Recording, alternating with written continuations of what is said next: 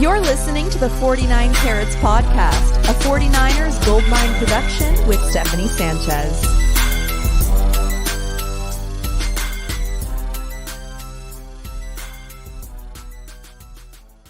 What's going on, everyone? Welcome to another edition of the 49 Carats Podcast. I'm your host, Steph. It is September 18th in our second Victory Monday of the season after the 49ers sneak out of LA with a win over the Rams. Joining me to talk about it, and we're also going to talk about the top performances of the day, is Weston. Weston, how you feeling today? If I'm being honest with you, Steph, I'm feeling relieved based on what I watched yesterday. You mentioned it, another Victory Monday. Those makes Monday go a little bit easier, a little bit more smooth, especially leading into this show. But certainly not the best performance yesterday. Just feeling good and fortunate to get out of Levi South with a W. Yeah, definitely wasn't the prettiest of wins, but a win is a win is a win. And the 49ers, like I said, snuck out with one. And I think it was just weird at the beginning of the game because the defense especially just didn't look like themselves. They didn't look like the version we saw in week one. And they were giving the Rams receivers a lot of cushion. The pressure wasn't really getting to Stafford at all. He was getting the ball out very quickly. So it was just a combination of different things in that first half that I think made us all a little uncomfortable and gave the Rams a chance at making it a close game. I mean, going into halftime, it was a tie game, and it really felt like even that was like, through the skin of their teeth for the 49ers because, Brock Purdy had to operate that 2-minute drill, which he did, very well. But, again, I think going into halftime and tying that game really kind of started to shift the momentum in the 49ers' favor. But a weird game overall. I mean, what did you think watching that first half? The first half, it just felt like we couldn't do anything defensively, and it felt outside of the first drive just felt really stale offensively, right? It just I thought the 2-minute drill was some of Brock Purdy's finest football that I have seen in his time here. He really went down that field. The moment didn't seem too big for him whatsoever. I think the biggest takeaway for me though was in that 2-minute drive, I think we're seeing a different Kyle. We talked about this last week when we mentioned going for it on fourth down and throwing the ball nonetheless on fourth down. And then here you are, no timeouts, 1 second left. You kind of need to, based on the way the game's going, you need to put some sort of points on the board. Didn't even have to be a touchdown. Touchdown was kind of the icing on the cake, if you will. And they went for it. And I just feel like in years past, we'd see them walk away with 3 points there, right? And go into half and just say, hey, this is still a one possession game. But the first half, like the whole game for me, just really wasn't pretty. The second half looked better, but it was, it just felt like we were on the struggle bus outside of that opening drive and the last drive, right? So you sandwich everything in between there. It didn't feel like the 49er way that we've become used to, especially since the middle part of last year. Yeah, we did see aggressive Kyle now for the second week in a row. We'll take it. I mean, we didn't see half enough of aggressive Kyle last season or the year before that, and now we're seeing a bunch of it. So, hey, I'll take it. But yeah, I mean, I think it was not the 49ers that we're used to seeing, but it's okay because, they showed some resiliency there at the end. You don't want to get comfortable with these types of wins, but if you have to do it, hey, you do it. So Phil here says, you got it right in your episode title. The defense adjustments allowed the offense to win the game. A tale of two halves. Yeah, it was definitely a tale of two halves, especially for the defense. They really came alive in the second half a little bit. I shouldn't even say came alive. They just did what they were supposed to do from the beginning in that second half. And what we saw from Steve Wilks were in-game adjustments, right? And I think that's a positive as well to take from this. And what I saw was they tightened up the coverage. He started to blitz more. I think before halftime, he was blitzing around 15%, if I'm not mistaken. And that doubled in the second half. The only sack of the day was from Fred Warner.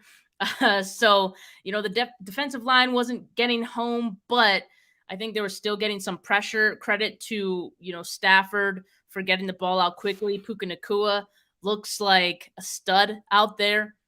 But yeah, credit to them because they were able to make it a game. And Weston, how much of that do you think has to do with this being a divisional game? I mean, all the time when you play division rivals, because they know each other so well, you get these tough battles. So how much of it is just that? All of it. If I'm being honest with you, I just think you always hear it, and it almost sounds cliche, but division games are no walk in the park. You play this team twice a year, and especially as long as these two leaders, Shanahan and McVay, have been at the helm, there hasn't been much variation in what they both want to accomplish offensively and what kind of wrinkle they bring to the table defensively. So you are prepared this early in the season to face the Rams with low expectations of that team. I expected them to be up and to be ready and to be in their bag early and often for this game. But I think you hit the nail right on the head. Like, if you interviewed the 49er players right now, they would tell you that wasn't our best body of work by any means. But good teams still find a way to win when things aren't going and swaying your way. A lot of it you'll lend to, forgive me if you hear my dog bark in the background, you'll lend it to making those halftime adjustments, et cetera. But I chalk a lot of this up to not just being a divisional game, but being that vaunted McShay, Shanahan, and it almost felt like this was going to be the one that got away, right? Like it's hard to win 9 consecutive regular season games against the same opponent. The other shoe has to drop at some point, and it felt like potentially this could have been the time when it was going to drop. Yeah, I agree. But all in all, I mean, the 49ers come away with it as they should. They have the better roster. And as we mentioned, they made the adjustments to make it work. So, I mean, with that, let's talk about the players who made it happen, right? I mean, there are a lot of guys who I think stepped up. We talked about the fact that, this wasn't Brock Purdy's finest game. He had 3 overthrows, 2 of which would have gone for touchdowns. The 49ers score 30 points, even despite some of those big misses. But again, not something you want to see, going forward, or something that becomes, a pattern with Brock. I think he'll hit those and he'll work on those probably throughout this week. But other guys stepped up. Can we stay there for 1 second on the throws? They're concerning that they're not connecting. But what I do like is taking the chances. And what we have not become accustomed to over the last few years, and this is going to sound ridiculous, but the quarterback recognizing that those are actually open opportunities, right? We used to talk about, like, look at this misread and that misread and so running down the field wide open and the ball not even going in that direction. So at least we're putting one foot in front of the other. The ball is going to the right receiver on the right read. The throws will come. It's still concerning. You can't not hit those against the Kansas City Chiefs or the Buffalo Bills or the Dallas Cowboys or the Philadelphia Eagles. Those have to be made. You get to, live to see another down when you're playing a less caliber team, which is the Los Angeles Rams right now. Well, I like that you turn a negative into a positive because, I think sometimes you do have to look on the positive side, and that's a good example, right? And I think even Kyle Shanahan mentioned after the game, right, how he was he seemed pleasantly surprised that Brock even attempted those downfield throws. But yeah, I think it's just a testament of Brock Purdy being willing. He looks downfield, so we have a guy who's willing to make those throws, and sooner or later those are going to connect. So yeah, I do feel good about it overall, while it didn't work out in this game.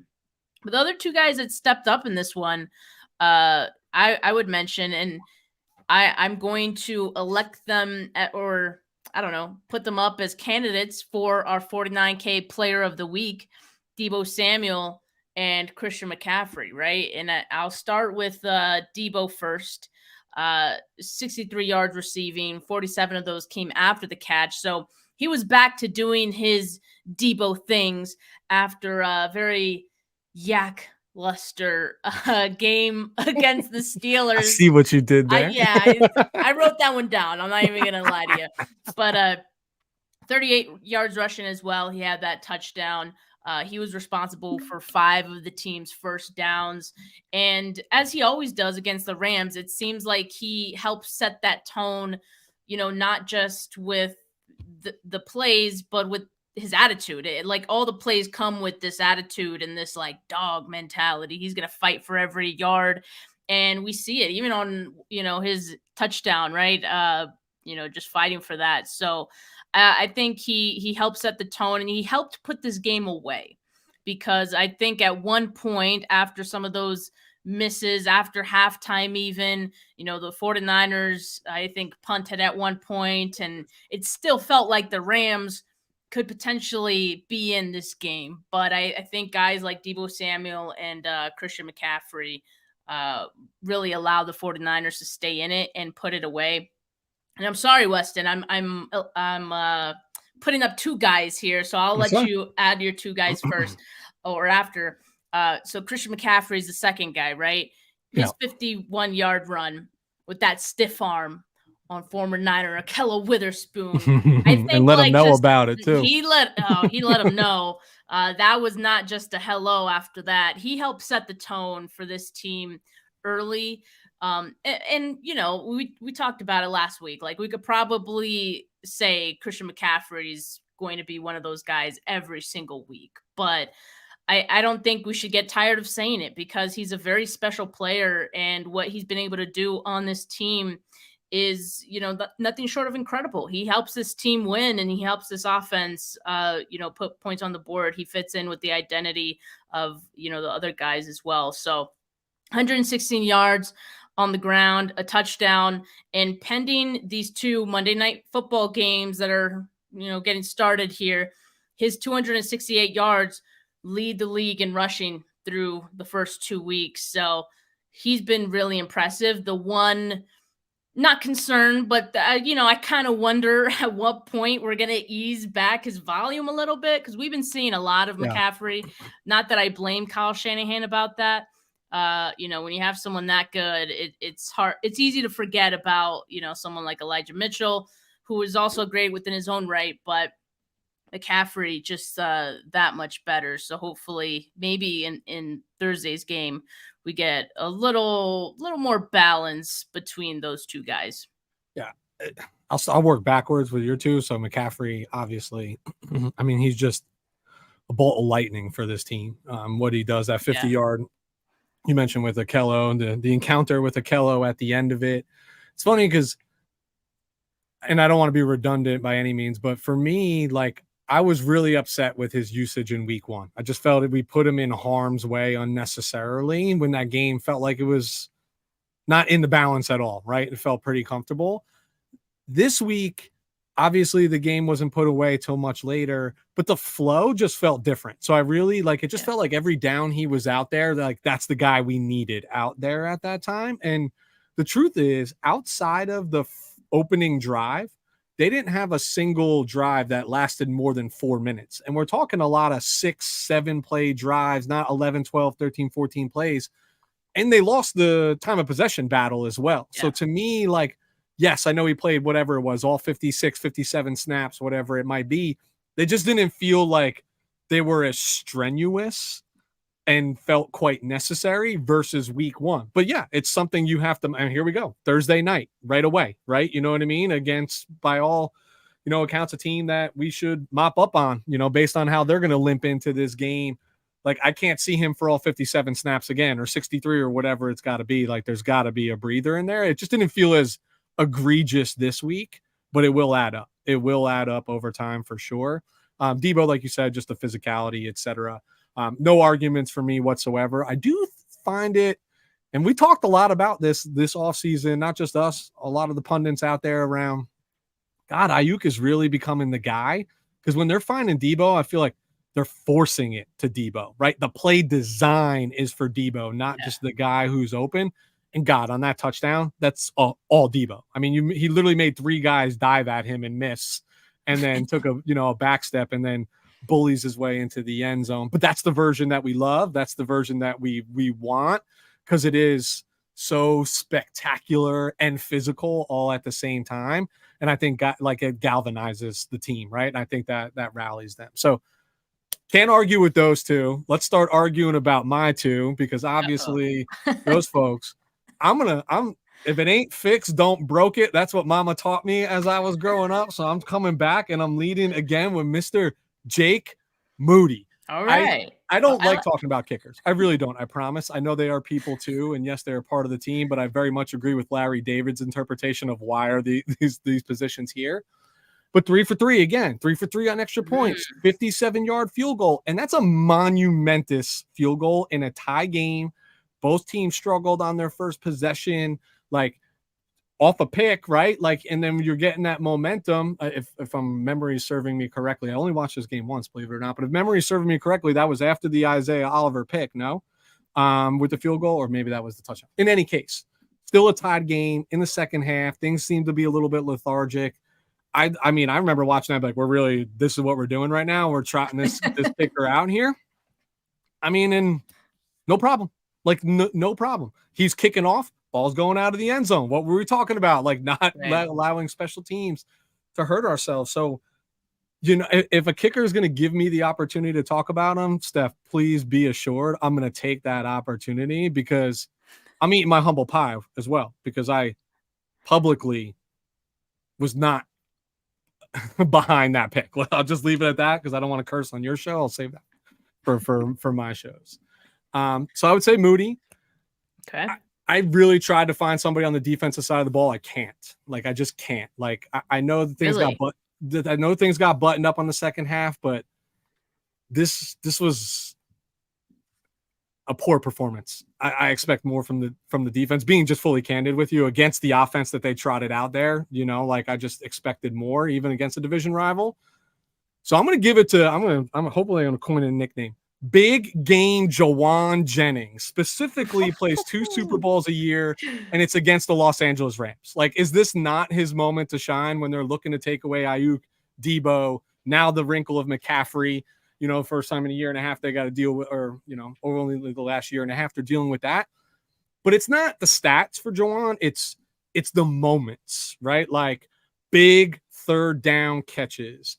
We were all upset and bent out of shape about Brock missing throws. Well, Jesus, he put that one on the money to Jawan down the left sideline, no problem. Let his player go make a play. The physicality of Jawan. We talk about Deebo as a tone setter with the ball in his hand. Jawan is a tone setter without the ball in his hand. Like, I know he got called for a penalty on that crackback. To me, that wasn't even really a crackback. He just kind of like stood there and walled that guy off. But the rule's the rule. But it's the little things that we don't see because he's out of the camera. Just the dogging him, the fighting him, getting those extra yards. I just, you know, he's a big moment third down guy, and that's what the situation called for yesterday, because it wasn't spectacular throughout.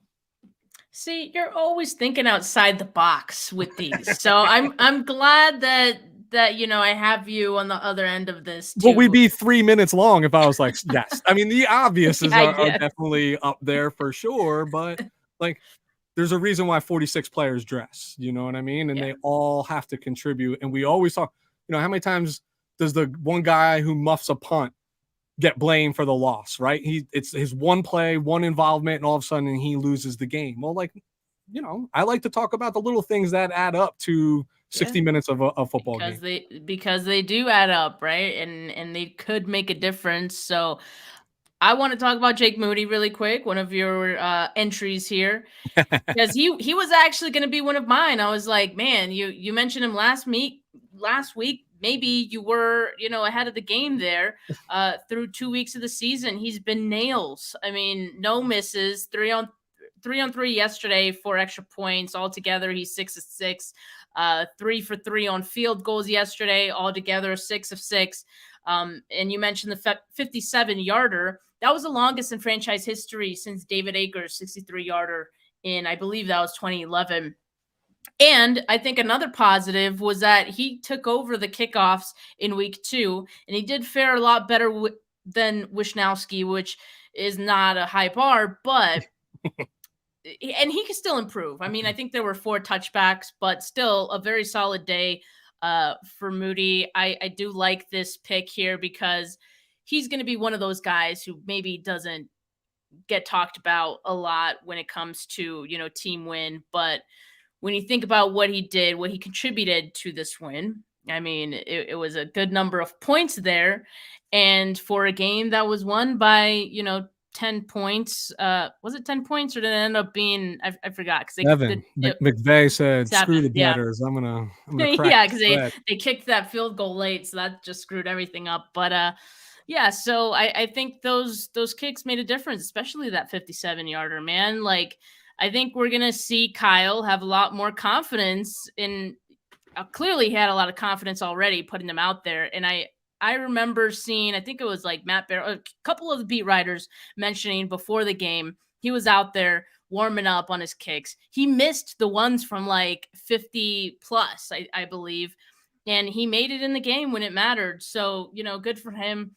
And yeah, that's a good one. Juwan Jennings, I'm a little surprised by that one. I don't know if I agree with you, but I'm not mad at it. I'm not mad at it at all. You did mention though that on defense you were having a hard time, thinking of somebody, and maybe that's for the better because I do have someone on defense that I want to give my flowers to, and I think he should be up for 49K Player of the Week. His name is Isaiah Oliver.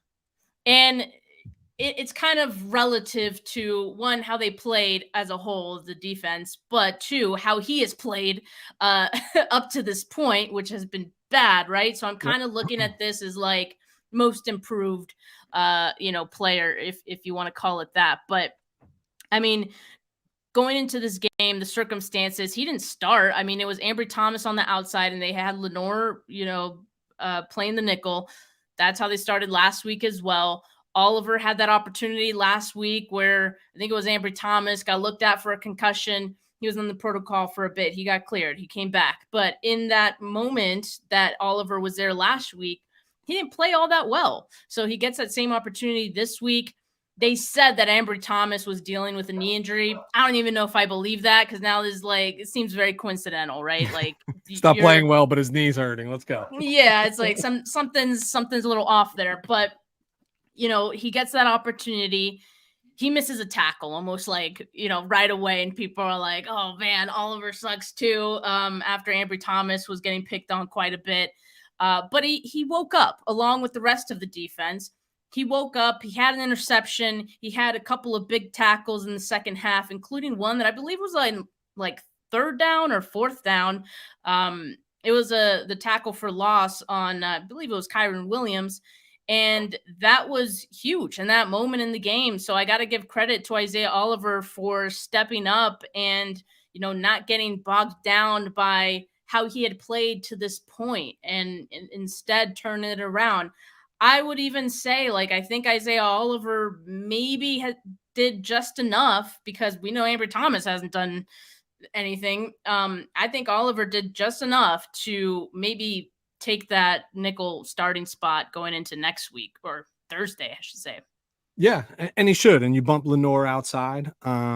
Listen, I'm not here to disagree. I think Oliver had a far better second half, and I know he didn't play the entirety of the first half. Let's call it what it is. The interception was fortuitous, right? Like, oops, like our player, you still has to make the play. That's why they do tip drills for a reason, one-handed, but that was an all but caught ball where he's 5 yards off the guy. But the tackle stands out to me in the backfield, aggressive, and he is sticking his nose in there. And he's definitely at this point, in my opinion, better than 20. But like when I said that I couldn't find that defensive player, like, I just felt like the first half was so out of whack. Like they had 3 possessions and they scored 3 times. So we didn't stop anybody in the first half. And they were taking them to the house with the stuff that we run too. You know what I mean? That they see in practice, drags across the middle of the field, running off your linebackers and misdirection. Like, this is not the first time these guys have seen it. You know what it felt like to me, Steph? It felt like between Ward and whoever else was outside, even the linebackers were giving so much cushion in front of them to prevent the big play, which is perplexing to me because traditionally against this team, especially against Matthew Stafford, we've done well at stopping the big play. That's when Stafford has tend to throw his interceptions down the field when he's, a 7-step drop, gives more time for the rush to get home, a throw in the face, errant throw down the field, and let somebody go get it. But it's just like they just kept everything in front of them, and they were just, we use that, God, you hear that term up and down the, Twitter for us, dink and dunk. Like that's all I was seeing was 7-8 yard drags. Now the adjustments were made, but I'm still hesitant to say adjustments were made because honestly, I think the Rams also shot themselves in the foot a couple times in the second half more than we stopped them, right? In certain areas, like there were some stops. There was Fred Warner on that, right? Like that's a stop. You know what I mean? The Lenore pick, that's a stop. The Oliver pick, like, yeah, you got to make the play. Otherwise they live to see another down, but that's a drop pass, right? And I know that's not a statistic. It shows up as an interception. That's a drop pass. The miscommunication between Tutu and Stafford where they bombed it over, right? And then leads into an intentional grounding penalty, like changes the tide. But that's the pressure caused that. Yes, I can get down with that. I'm just saying, here's what, I know we're about to put people on notice. So I'll get to that point in a second. Okay, I'm just saying that you got some thoughts. If the offense is going to play that way, right, which is not as well, but not spectacular, for us to be that championship caliber team, this has always been a defense first team. And I don't know. Yeah. I just expected more against an inferior opponent. Tutu Atwell was all but forgotten. Puka Nacua is a 5th round rookie. And I know he's going to be special in this league for sure. They got a gem there, but come on, who else were they trotting out there? You know what I mean? It just felt, I don't know. It just felt funny, but you still walk away with a win. It felt very weird. Yeah, for sure. It felt like the Rams knew how to beat whatever the 49ers were doing, especially early. And again, I didn't like the defensive game plan coming out of the game. We got a comment here. Second half adjustments made all the difference. Brand new season. Allow Wilkes to figure out his toys. We're fine. That is part of it, right? We think about DeMeco Ryans and we hold every other new defensive coordinator, I guess, to the same high standard because of what DeMeco Ryans did as soon as he became the defensive coordinator, right? He did not miss a step from what Robert Saleh was doing. But let's not forget, he was in the building at the same time. So he already was familiar with all of the personnel, all the players that were on this team, more or less what was being run and all things like that. So Steve Wilkes, I do think he is, still figuring all of this out, especially maybe these divisional opponents who, you do have to play twice a year, hopefully going into that next game. I believe that's week 18. The next time they play the Rams, hopefully there's a much better game plan and both teams may look drastically different. Yeah, it's a long time to wait for that second divisional game against them. But I think we just got to give him some time maybe, and I'll hold my judgments. But I think it was a good step in the right direction that he can at least make some adjustments that did work in the second half. Yes, and yes, right? Part of that is adjustment of scheme and what slowed down the offense. And I agree. Things take time. The only thing I will caution against is Wilkes is new in the building, and I know there's a few different things schematically, but the faces that have been here, the vocal leaders that have been here, they've been here, right? So, and Wilkes is a veteran coach as well, so he understands I'm going to listen to my players. They're out there on the field, so his timetable is much smaller than a brand new defensive coordinator coming in who's reinventing a scheme and bringing in all new faces. But I agree with the comment, and I agree with your sentiment. Yeah, of course we got to give it some time, but I don't know, 49er ball under the Shanahan era is being defensive ball, Yeah, whatever. I'm spoiled. 100%. Nothing wrong with it. Nothing wrong. We have high standards, at all facets, from what we've seen these last few years. I don't think there's anything wrong with it. But I do think sometimes we tend to get impatient, when things aren't perfect right away, right off the bat of the season. And so we got to give it some time. But Weston, do you have another player to elect? I don't. I had 4, obviously the first 2 that we talked about.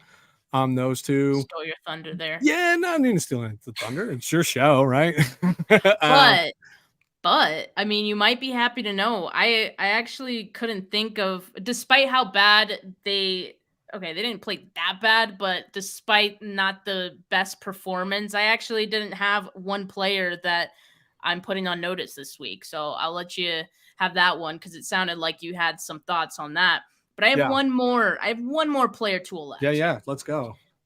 Colton McKivitz, another, I think, redemption arc here in week 2 after the tough week 1 going up against TJ Watt. That was a bit of a struggle for him and the right side of the line altogether.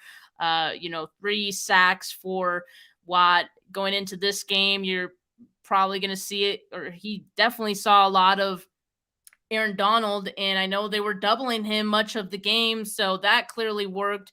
And Colton McKivitz, at the end of it, just one quarterback hit, one pressure allowed.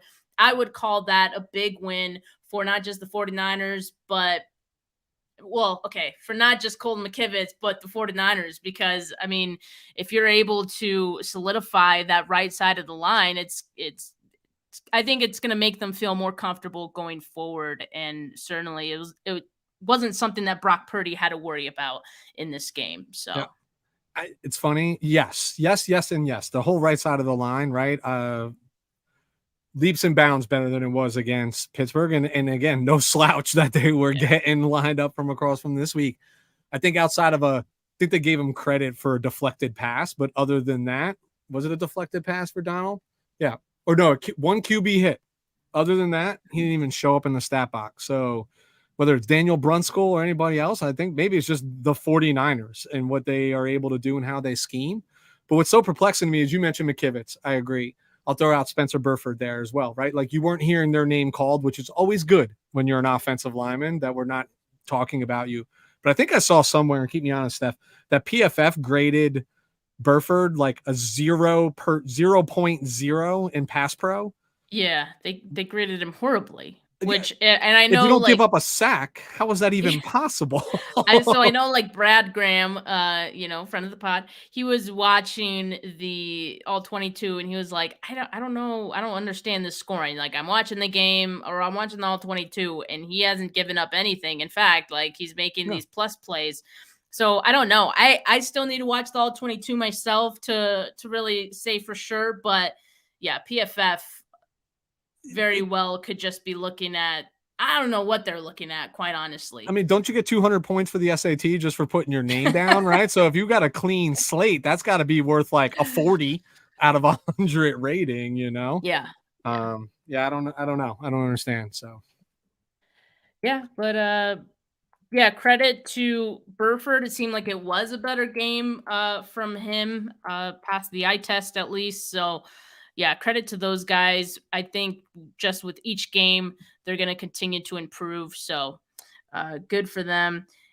Look, I think we have all of our candidates, right? And I'll put them up here shortly, and I'll let you guys get to voting. But I'll mention them really quickly. We have Deebo. We have Christian McCaffrey. We have Jake Moody, Colton McKivitz, Juwan Jennings, and Isaiah Oliver. So get your votes in the comments. We want to hear from you. In the meantime, while the voting is happening, Weston's going to tell us who he's putting on notice going into week 3. I'm putting the whole defensive line, the starting 4 on notice, and starting with this man right behind me on this side. I'm going to call him Huggy Bear right now. Not Little Bear or Smaller Bear, whatever they go with. But, and this is like half facetious, like half the truth, right? Like I understand not a full preseason, etc. But we're now 2 weeks in. I know he's had some pressures, but we do pay this man now a lot of money to sack the quarterback. And I know the $120 million guaranteed man is going to command a lot of attention and et cetera. So it's not going to be, not that it ever was easy, but it's not going to be any easier to get to the quarterback. But for me, the grace period's up. I don't need you to be in the sack column. I really don't, right? Like that's a stat. I need you to influence more pass rush, not just in a little bit of garbage time at the end of the game. I need a little bit more from 97. This is 2 games now where you played the majority of the game. You should have your legs back under you a little bit. I want to see a lot on like Thursday night needs to be a big game from him because guess what? Income to town is a mobile quarterback. Steph, how do we fare against mobile quarterbacks? Not really that well. Great. So we're going to need a little bit more from him on the edge, but it's across the whole team. I mean, Jesus, I thought Javon Hargrave, when he made that one play where I thought he almost got Stafford before he handed the ball, I need a little bit more of that from this vaunted front that is supposed to be the best in the league, even against Pittsburgh. Like, like it was. But was Weston, right. if I can just like interject and just question, I'm a tough critic, Steph. I'm tough. Okay, but what did you expect exactly with Nick Bosa? Not playing, not being with the team, practicing all of preseason, pretty much. Like, what you expected him to just go out there and be, raining sacks? I mean, as a fan, yeah. Like it's Bosa, but as okay, a little bit more than that. Somebody who watches this and considers themselves relatively knowledgeable about the game, he gets the pass. He gets a pass. What I'm saying is, from this point forward, it's less of a pass, right? Like you now have what equates to more than the amount of reps you would have taken in the preseason anyway, right? Like over these last two games, in real games where it matters. Games that had some, seemed tight at some points, right? Like where there's opportunity to make impact. Listen, unfortunately, this is they play the sport. You want to walk away with $120 million guaranteed money. Like there's expectations that come with that. Yeah, that's it. Fair. If you were sitting on your 5th year of your rookie contract and you walked out of the season with 10, 12, 13 sacks, nobody would bat an eye. But if you're not scratching, because that's the stat you're measured by, not PFF grades that said you were a 93. I don't know what PFF's doing. Say he was the highest graded defensive player in week 2 in the NFL, by the way. So far, I just there's expectations, and I'm just the one delivering the news. That's it. But don't hate me, Nick. I'm just the one delivering it. Look, I do agree that he does need to improve, but I'm also being patient with him because it does, take some time to get it back into football shape. In fact, like I almost want to say him along with the rest of the defense, it felt like every snap they were gaining more energy and looking better as the game progressed. So I think like he can maybe take that into Thursday night's game. And he actually finished this game with 5 pressures and 3 quarterback hits. So again, that was despite being double teamed on, nearly 40% of his pass rush attempts. So I came away, I guess, feeling better after seeing that. I wasn't paying attention to Nick Bosa like that to watch him every single snap of his, but you don't hear his name called, you get a little worried. So that I understand. And for someone who just got that big extension, yeah, you do want to see that out of him. It's just, listen, we saw with Deebo. Deebo gets paid. All of a sudden he has a year that by all accounts is a really good year, but we all say, and he'll even admit to it, not my expectations. And in this game, in professional sports, with those big contracts come, and I'll be the first to say it, unfair and unrealistic expectations, but that's what you get paid for. It's in a sport where you get paid for past performance, essentially, but they expect that performance to continue. Yeah, absolutely. Especially for the deal that he just got. I mean, boy, yeah. I mean, they definitely need that production to continue, but I think it will. I'm pretty hopeful. I'm not concerned. It's just my opportunity. The only time this year where I'm going to ever be able to put Nick right? Bosa on notice. only time. Oh, okay, that's fair.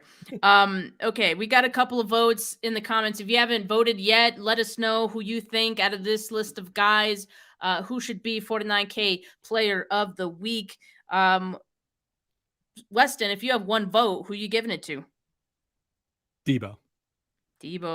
We got to vote for Deebo. Okay. I think I'm gonna go CMC on this one. You're not wrong. So we got some tiebreakers we gotta sort through right now. So you guys in the comments who have not voted yet, let us know. Please vote. Yeah, please vote. But I know some of you watching Monday Night Football. Let us know how that game's going too. I'm a little curious as we are. I think one of them has started already, right? So Steph, I'd I have an imagine. idea for your next Bosa impression. What? You should mock him hearing that somebody's putting him on notice and how he would respond to being put on notice for performance. He'd laugh me right out of the building. That's a good one. I should do that. Yeah, I mean, honestly, I'm running out of ideas with the Bosa impressions, but people ask for them, so I'm like, They're so okay, good. send me ideas, and I actually do end up getting some great ideas. So They're so good. They're so good. Like they're phenomenal. Like I enjoy them very much. So keep feeding Steph ideas, and hopefully more come organically because very enjoyable. All right, people, get your last votes in. In the meantime, let's talk about this Thursday game. What are you sort of expecting? I know you already talked about Daniel Jones. He's more mobile than Matthew Stafford is. We saw Stafford juke out Charvarius Ward a bit there, and you'd hate to see that on Thursday. So I know he isn't the greatest quarterback. We know that, but he could get some yards on the ground. They aren't going to have Saquon Barkley, so I'm sure he's going to try to, run it himself quite a bit in this one. But other than that, I mean, is there anything about this matchup that really worries you at all? No, but I would say that coming into this week as well, like I wasn't worried about a Puka Nacua or Tutu Atwell. And sometimes when the superstars are out, it's all about concepts and will and running the routes. But I agree. I don't think Danny Dimes is that efficient of as a quarterback. They're coming off a really emotional high after a really prominent emotional low in week one on a short week. I know they're already across the country without Saquon. 49ers just need to handle their business. This is the winnable game against a former, last year where they were in the playoffs, but this could just as easily be a trap, right, as it is anything else. I think if you come in, you set the tone early, you run the football, you're physical with them.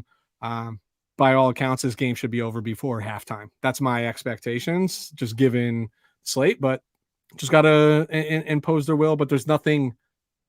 Dable is the X factor, right? The guy is a hell of a head coach. He's a hell of a play caller.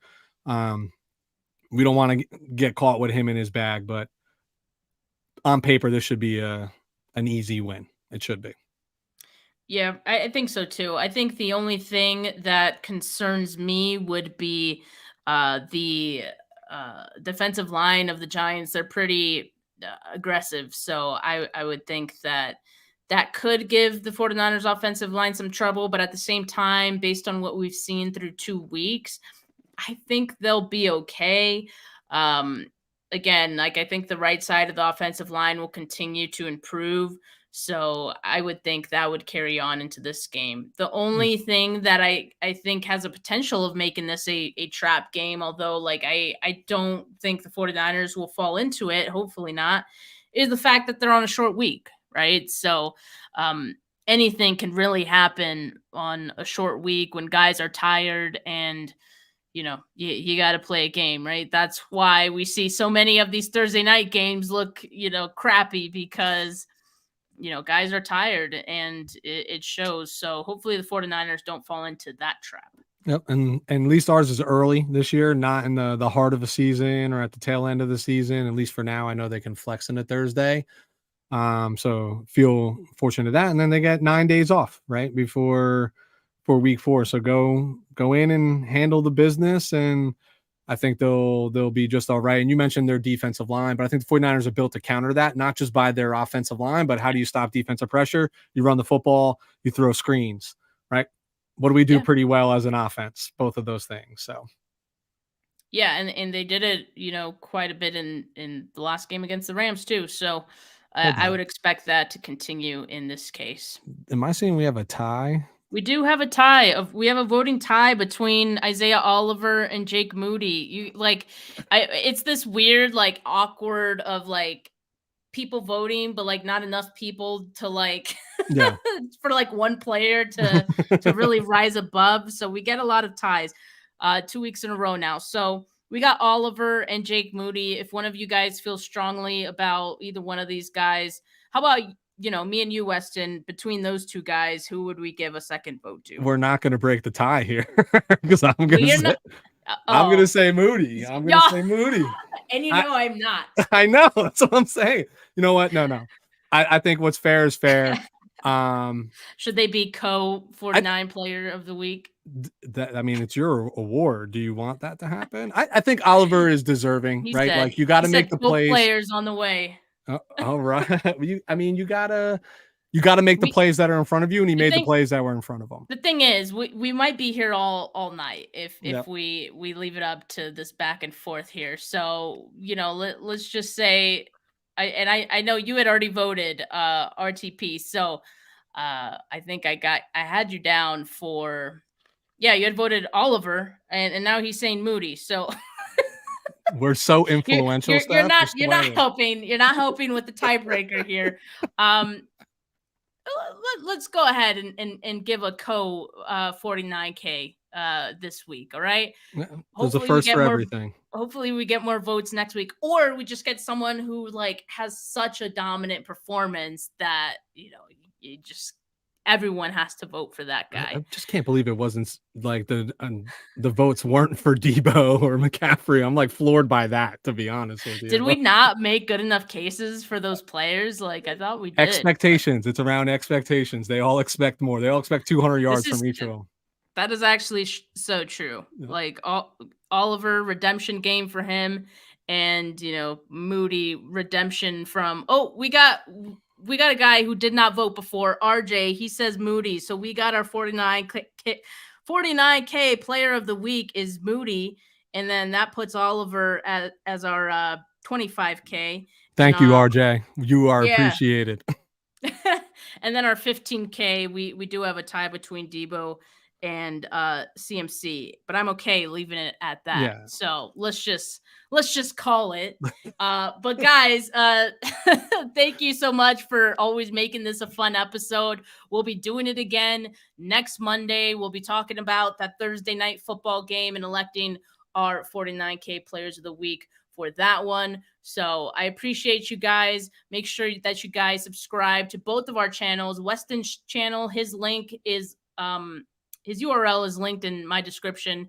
So make sure you guys check that out and like this video if you have not yet. Audio listeners, make sure you leave a rating if you have not yet. But for now, have a great rest of your Monday, folks. Enjoy those Monday Night Football games. Peace. Go Niners.